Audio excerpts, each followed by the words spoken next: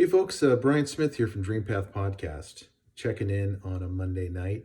Thought I would play another song to, I guess, reveal a little bit more about myself and the type of music that I listen to and grew up playing and really connect with. And hopefully, through these types of posts, I will be able to connect with my audience in a more meaningful way. So I'm here to play a song on an instrument. I'll tell you a story about this guitar. This is my dad's guitar. My dad was the pilot, the tour pilot for the rock band Heart. Some of you who are old enough to know who Heart is, they have a bunch of hit songs, including Barracuda, Crazy on You, Dog and Butterfly, a lot of great hits that you'll still hear today as you walk through department stores and listen to classic radio stations. But so my dad flew Heart for many years, and he became good friends with the bandmates.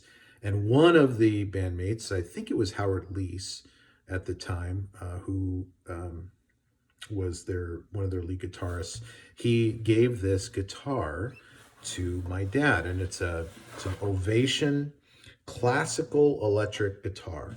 So classical means that it's a nylon string guitar, so really soft strings. It's got a wide neck, and the tuners, it's kind of a dead giveaway when the tuners are pointing down like this as opposed to outward.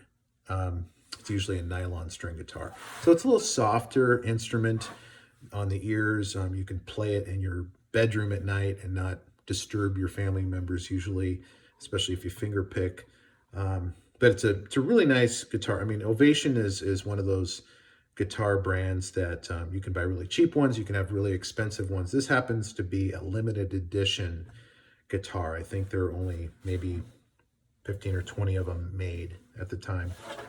So really nice gesture for Heart to, or the guitar player for Heart to give this to my dad. And I didn't really appreciate it at the time, but he was letting me play it. And that's how I learned to play guitar when I was about 15 years old. I got myself a book on a self-teach book called Alfred's Self-Teach Guitar.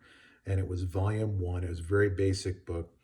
And because I had the basic foundation for piano, I was forced to take piano lessons as a kid. I kind of knew what the fundamentals of music were. And so it really was easy to pick up the guitar and just pick up a self-help book and really kind of launch right into 3-chord structure and, basic guitar playing. So sorry for the long-winded introduction to this instrument, but it's a really special guitar for me because after my dad died in 2003, I went to pick up his remains in Las Vegas, and that's a whole nother story that I'll have to write a short story about one time. But I had to go down to Las Vegas to claim his body and take care of the cremation and pick up his personal belongings, and I didn't find his guitar. This is like one of his prized possessions, and I couldn't find it. So I found out from a friend of his named Dave.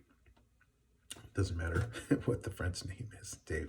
So anyway, Dave, apparently my dad hawked this guitar right before he died. He was having financial troubles. So my dad hawked this guitar for $500 to his friend Dave. And Dave was kind enough to reach out to me to let me know that he had the guitar, and if I wanted to give him the $500 to get it out of Hawk, basically, he would mail it to me, which he did. And when he mailed it, unfortunately, it was completely beat to shit, and I don't know who did it, but I don't know if you can see this, but the cracks go all the way through, and it's a really buzzy guitar as a result. So the neck was kind of messed up, and for years I was playing. So my dad died in 2003, and that's about when I got this guitar and I inherited it. But for years I was playing this kind of buzzy guitar that it looked okay, but it sounded not okay, and I didn't know what to do about it. I didn't want to trust the instrument with anyone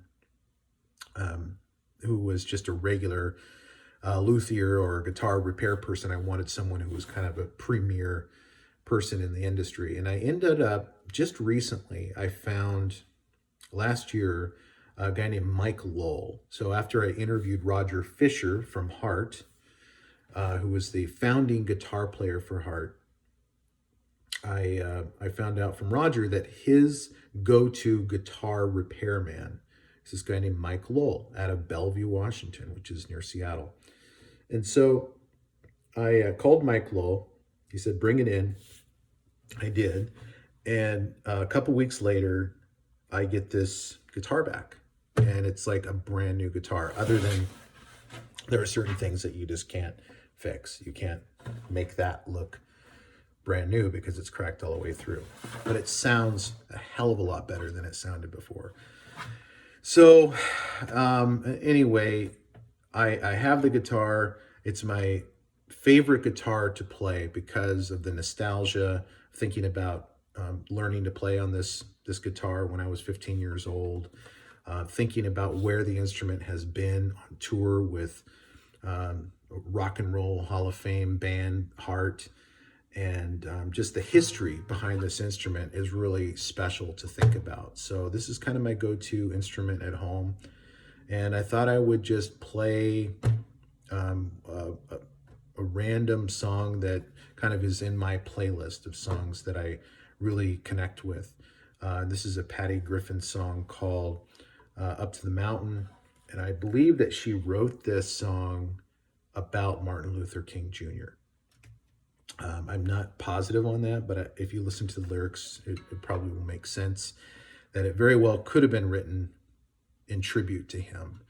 It's a beautiful little, very simple song. Again, I have to keep these songs kind of simple so that I can get through them because I'm not a professional singer or musician. But here we go. Up to the Mountain.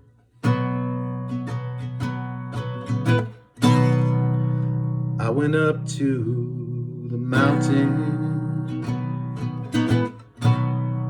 because you asked me to, up over the clouds to where the skies are blue, could see all around me, everywhere, could see all around me, everywhere. Sometimes I feel like I've never been nothing but tired, and I'll be walking till the day I expire. Sometimes I lay down, no more can I do. Then I go on again, because you asked me to. Some days I look down, afraid I will fall, and though the sun shines, I see nothing at all. And then I hear your sweet voice, whoa, coming in, telling me softly, softly you love me so. A peaceful valley up over the mountain, a peaceful valley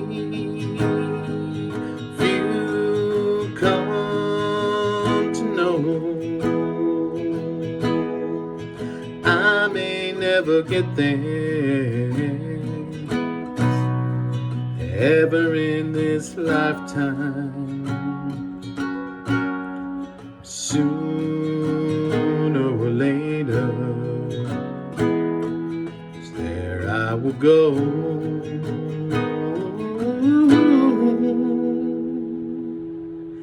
Sooner or later, there I will go.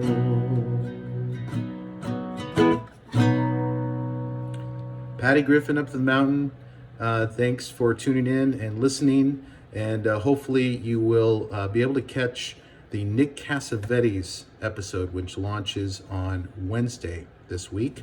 Really looking forward to hearing feedback on that episode, because I worked really hard to get that interview, and super excited because he's a big time movie director, one of my favorite directors and screenwriters, actually. So Nick Cassavetes, check it out, and we'll talk to you soon.